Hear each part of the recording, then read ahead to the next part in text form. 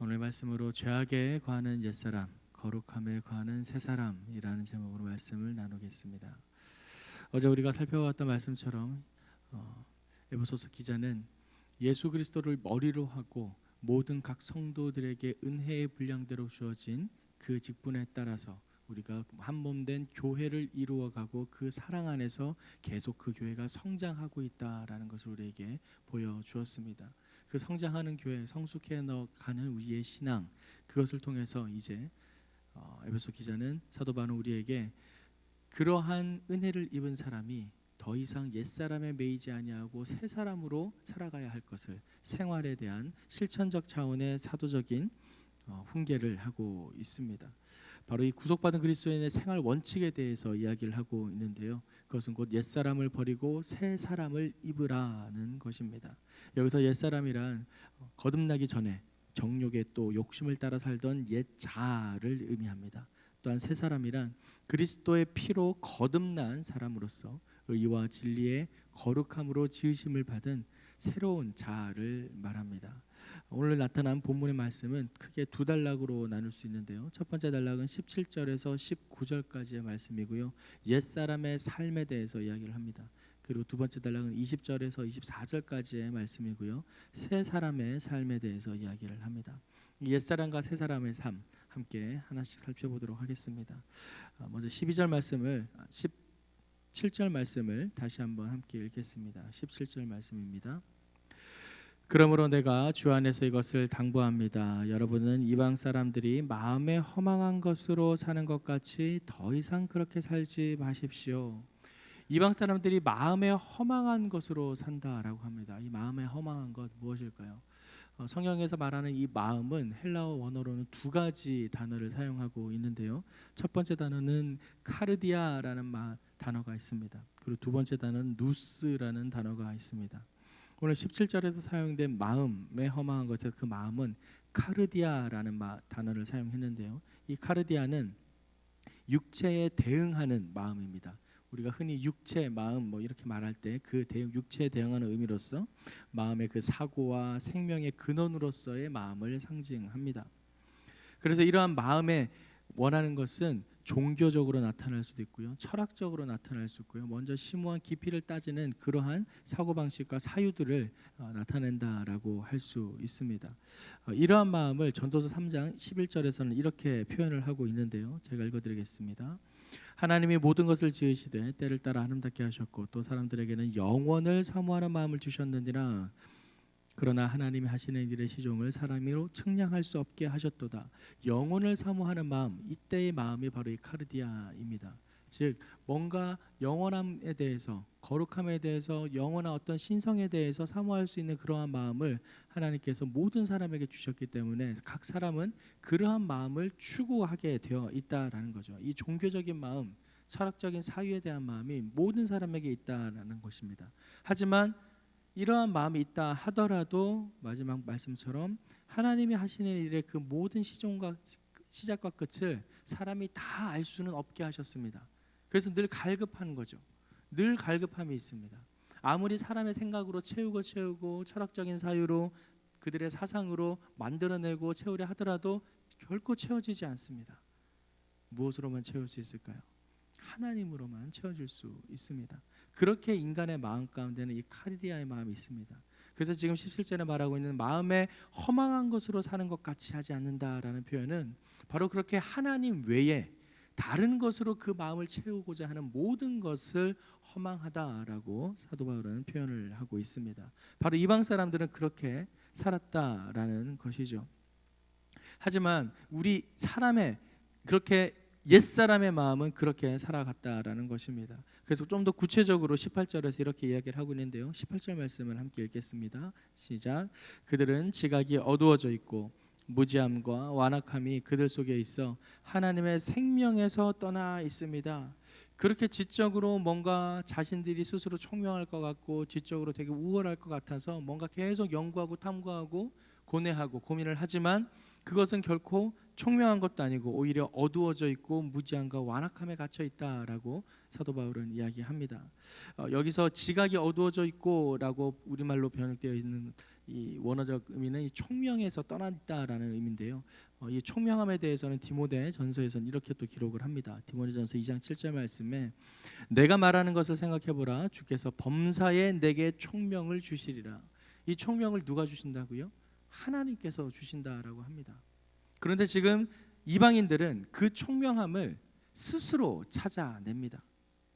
지각에 어두워져 있어서 이 총명함이 어두워져 있어 스스로서 뭔가 총명하게 하려고 노력을 하지만 그들이 찾는 것은 하나님으로부터 구하는 것이 아니기 때문에 결코 총명할 수가 없다라는 것이죠. 그래서 결국 그 무지함과 완악함이 그들 안에 있다라고 하는데 여기서 완악함이 그들 속에 있다라고 우리말로 번역된 이 말의 개역개정에 대한 번역은 저희 마음이 굳어져 있다라고 되어 있습니다. 이 완악함, 그 마음이 굳어져 있는 것입니다. 여기서 이 마음은 아까 우리가 위에서 살펴본 카르디아 그 마음이 아닌 누스입니다. 누스에 대한 마음인데 이 두 번째 의미의 마음에 대한 누스의 뜻은 사물과 사건에 대한 이해력을 뜻합니다.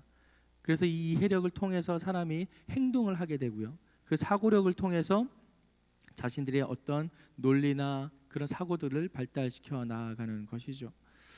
그런 마음이 굳어져 있다라는 것입니다. 그래서 결국 그들이 하나님의 생명에서 떠나 있다라고 사도 바울은 이야기합니다. 왜 그럴까요? 하나님께서 주신 그 마음으로 그들 스스로가 총명해지려고 자기들의 지각과 자기들의 모든 사유 방식을 통해서 사유하고 생각하면서 하나님을 떠나 뭔가 자기들만의 것들을 만들어내기 때문입니다. 그것은 결코 생명이 아닌 생명을 떠나 있는 것이라 사도 바울은 이야기합니다. 그래서 잠언에는 이런 말이 있죠. 잠언 4장 23절 말씀에 모든 지킬 만한 것 중에 더욱 내 마음을 지키라. 생명의 근원이 이에서 남이라. 생명의 근원이 어디서 난다고요? 그 마음에서 난다라는 것입니다.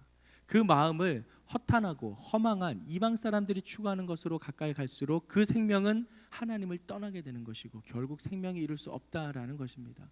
오히려 하나님께서 주신 그 마음을 하나님께서 주실 그 총명함과 그 마음의 모든 것들을 붙잡고 온전히 주님 앞에 나아갈 때 하나님으로 채워질 때 결국 그 마음에 생명이 이어진다라는 것입니다. 이렇게 옛사람에 거하는 사람은 그 마음을 지키지 못해서 하나님의 그 마음에서 떠날 뿐만 아니라 생명에서부터도 떠나 있다라는 것을 사도 바울은 이야기를 합니다.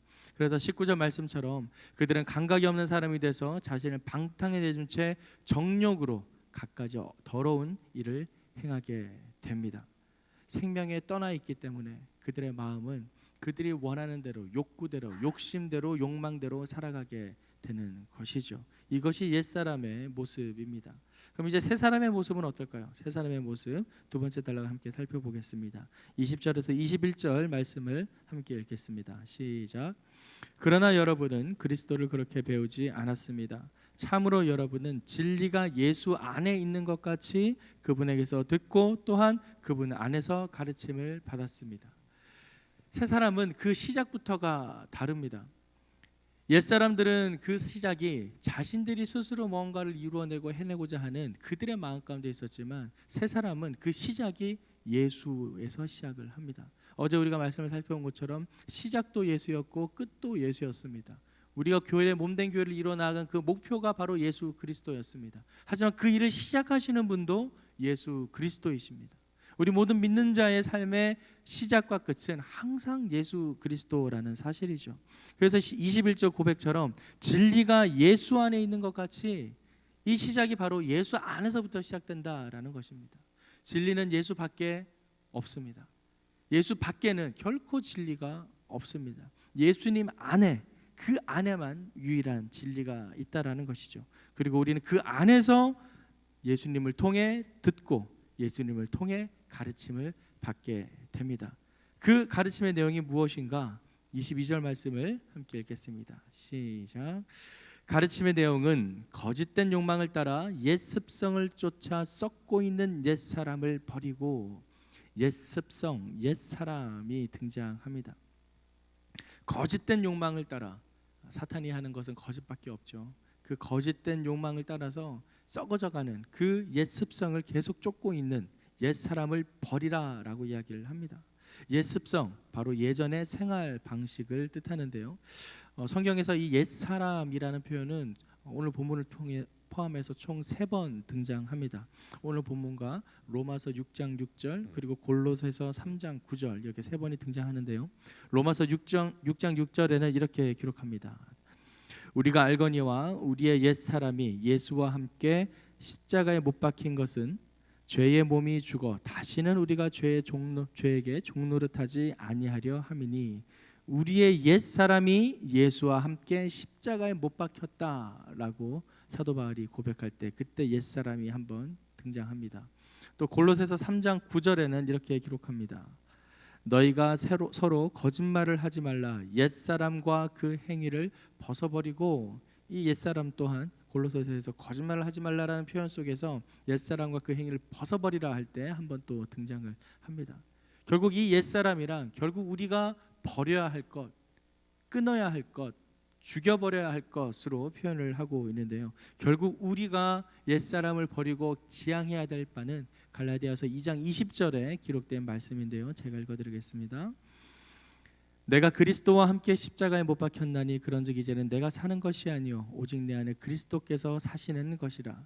이제 내가 육체 가운데 사는 것은 나를 사랑하사 나를 위하여 자기 자신을 버리신 하나님의 아들을 믿는 믿음 안에서 사는 것이라. 우리가 너무나 잘 아는 찬양의 가사로도 번역된 이 말씀입니다. 결국 무엇인가요?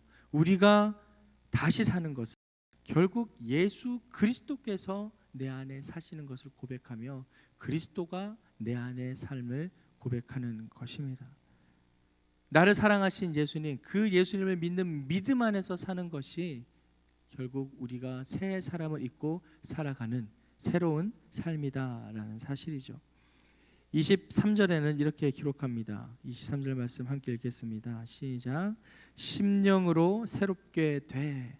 심령으로 새롭게 된다라고 합니다. 여기서 심령으로 새롭게 된다라는 것은 수동태로 쓰였습니다. 능동태가 아니라 수동태입니다. 내 스스로 새롭게 될 수 없다라는 것입니다. 무엇인가요? 하나님의 은혜로 말미암아 새롭게 된다라는 것입니다. 여기서 심령은 마음의 영을 뜻하는데요. 이 마음의 영이 이제 새로운 이 옷을 입게 된다라는 것이죠. 이것은 결코 인간의 힘으로 될 수 있는 것이 아닙니다. 내 스스로의 힘이 아닌 외부의 힘에 의해서 원래 상태로 회복된다라는 것을 의미합니다. 그 외부의 힘이란 곧 하나님, 예수 그리스도의 능력이고요. 원래의 상태란 우리가 어제 계속 살펴보았던 것처럼 창조했을 때 인간을 처음 창조했던 바로 그때로 다시 돌아가는 것입니다. 우리는 이렇게 예수님과의 관계 회복을 통해서 예수님을 믿음으로써 하나님께서 원래 우리를 창조하셨던 본연의 모습을 회복하는 것, 원래 상태로 돌아가는 것, 그렇게 온전함을 입는 것으로 나아가는 것이 바로 새 사람의 삶이라 할 수 있습니다. 하지만 이것은 결코 인간의 힘이 아닌 하나님의 은혜로 말미암는 것입니다. 그렇게 살아가는 사람이 어떻게 되는가? 24절 마지막 말씀을 함께 읽겠습니다. 시작. 하나님을 따라 의와 진리의 거룩함으로 지으심을 받은 새 사람을 입으라는 것입니다. 즉 하나님께서 하나님의 형상대로 지어진 것에 따라서 우리가 살아갈 때 의와 진리의 거룩함으로 지으심을 받은 새 사람을 입을 수 있다라는 것입니다. 하나님을 따라 곧 하나님의 형상대로인데요. 이 말씀을 좀 더 구체적으로 골로새서 3장 10절은 이렇게 기록합니다. 새 사람을 입었으니 이는 자기를 창조하신 이의 형상을 따라 지식에까지 새롭게 하심을 입은 자니라. 하나님의 형상을 따라 지식에까지 새롭게 하심을 입은 자.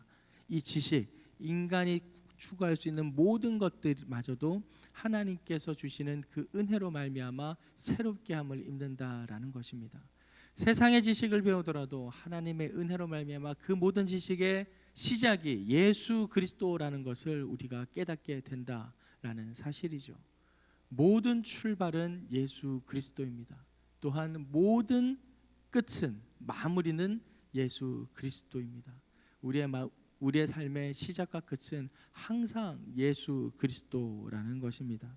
결국 의와 진리의 거룩함으로 지으심을 받은 새 사람의 입으라는 것은 원래 상태를 회복하는 것을 의미합니다. 22절에서 옛사람을 버리고라고 했던 것처럼 그 대응하는 말로 새 사람을 입으라라고 24절 말씀에 우리에게 권면합니다. 사랑하는 성도 여러분, 옛사람을 버리고 새 사람을 입읍시다. 저뿐만 아니라 우리 모두가 항상 날마다 하나님께서 주시는 은혜로 말미암아 계속해서 육체의 정욕 가운데 놓인 우리를 십자가에 못 박고 죽임으로써 옛사람을 끊어버리고 하나님 앞에 나아가게 될 줄 믿습니다. 24절에서 말하는 그 의와 진리의 거룩함, 여기서 말하는 의는 하나님과의 올바른 관계를 의미합니다. 그리고 여기에 해당하는 거룩함은 하나님을 향한 성결과 경건을 의미합니다. 바로 하나님과의 바른 관계를 통해 우리의 삶이 거룩함으로 또 성결과 경건으로 나아갈 수 있다라는 사실입니다.